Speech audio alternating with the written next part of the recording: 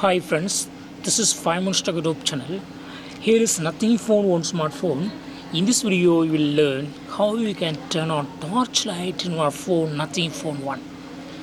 To turn on torchlight, you need to go to the notification area and you will see one option torch.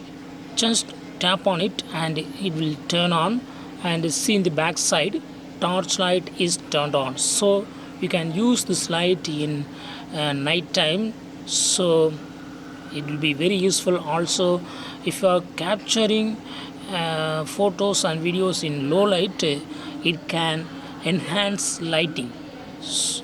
So in this way you can easily turn on torchlight in your phone.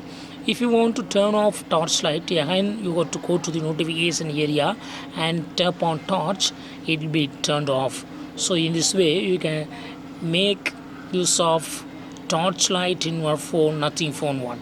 That's all friends, thanks for watching, bye.